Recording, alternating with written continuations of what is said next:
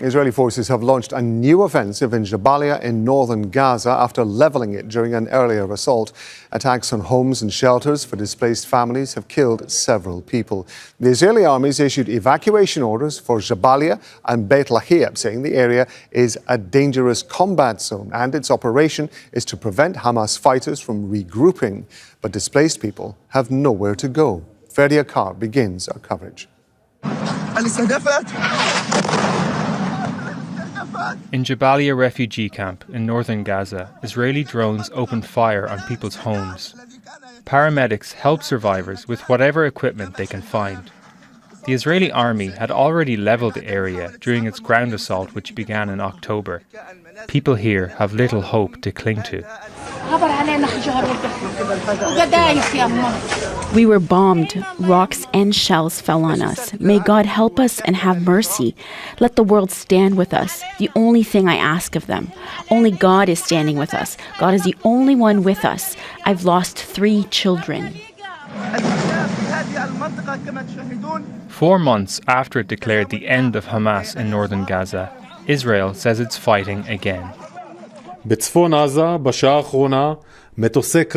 In northern Gaza, fighter jets have been striking terrorist targets.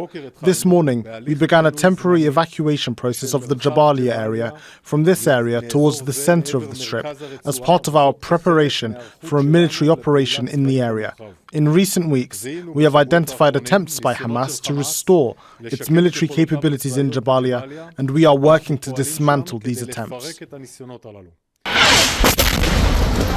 Attacks which the army says are targeting Palestinian fighters have already killed several children in Beit Lahiya.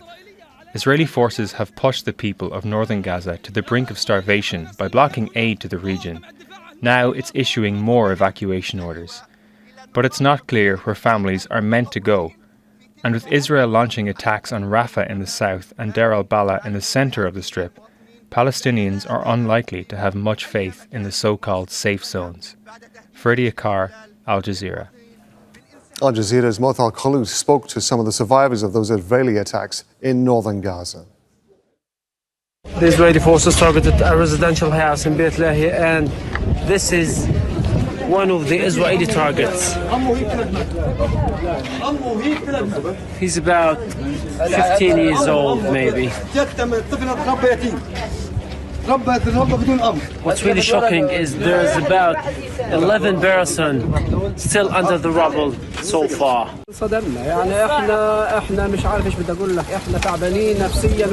We're shocked. We do not know what to do. We're physically and mentally worn out. We're on the verge of going insane. We've been under this hell for 8 months. Enough is enough. Look at this, garbage and debris. We're dying just to get our hands on some water or something to feed our children. This is not life. We struggle to get firewood and feed our starving children. And above all, the Israelis have been hitting us with missiles and bombs for months. What adds insult to injury is the recent warning. For God's sake, where do we go? Even Rafah is coming under attack. This is not life. Enough is enough. We woke up in the middle of the night to a loud explosion. The whole building was leveled. We've been pulling the dead from under the rubble since then. This is a totally residential 6-floor building with no presence of any resistance fighters. Nothing but women and children. More than 40 women and children were killed. All innocent, defenseless civilians. We pulled all these dead children as they were holding each other's hands. More children are still buried under the debris. All I can say is that may God punish those committing these crimes against innocent children. I'm going to bring in our correspondent Tareq Azzoum in Deir el-Balah in central Gaza.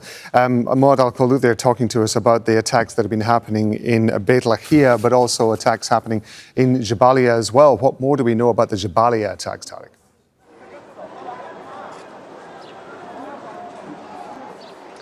Yes, what is happening right now, Rob, is that the military has set a certain and strong plan related to the closure of borders and exerting more pressure on the Palestinian armed groups in order to get more political gains from their operations on the ground regarding the negotiations. They have controlled the borders, preventing any aid to get into the territory, and at the same time starting to launch wide incursion for two parts of the Strip, in Rafah and also in the north in Jabalia refugee camp. In the past couple of hours, more intensification of military raids from Israeli fighter jets continue to strike the residential buildings and evacuation centers where that completely host thousands of Palestinians. We are talking about 700,000 Palestinians are still in the northern corner of the Strip and who are till now did not receive any kind of aid for the fifth day. Now, the Israeli military says that they are operating again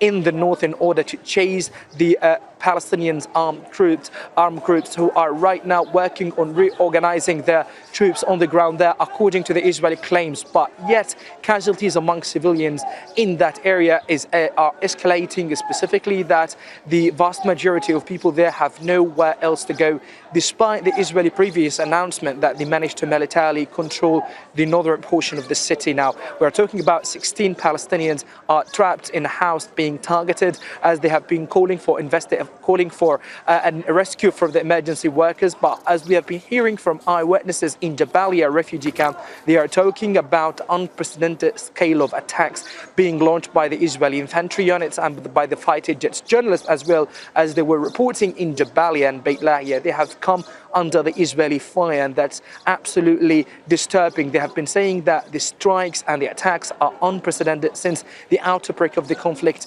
since October the 7th. So clearly what is happening is more pressure being exerted on the Palestinians as attacks from the north to the south are still ongoing till now, Rob.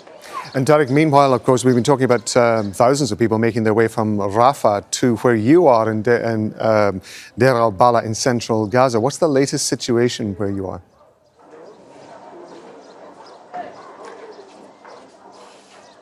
Yes, more evacuation waves are leaving from Rafah to Deir el-Balah to Al-Mawasi area. Families are desperately searching for a shelter for the family members. Some of them have been setting up their makeshift tents without any proper hygiene facilities, without even proper food and water sources. And those people have been mainly depending on receiving aid from the UN distribution centers in Rafah. But we have been mentioning earlier, pre the invasion of Rafah, that any potential military incursion will be a blow of all humanitarian relief operations on the ground, and that's practically what is happening now. There is a big expansion of the fighting. People are fleeing. They are no longer receiving aid from the UN, but medically right now the situation is getting much more dire light of the deep shortage of fuel. Now, Al-Aqsa Hospital yesterday has received only 8,000 litres. That could be only enough for 2 days of work. Then later the hospital will run out of service, and that certainly will put the lives of hundreds of Palestinian patients on the edge of risk. And this is one of the main repercussions of the invasion of Rafah, that there's going to be more growing medical pressure on this sole medical facility that is responsible for providing medical treatment for hundreds of thousands of Palestinians, as Deir el-Balah is the most densely populated area in the Strip that is no longer even can be safe in light of the ongoing attacks on Deir el-Balah and the entire middle area. Tareq Azzoum in Deir el-Balah. Tareq, thank you very much indeed. Make sure to subscribe to our channel to get the latest news from Al Jazeera.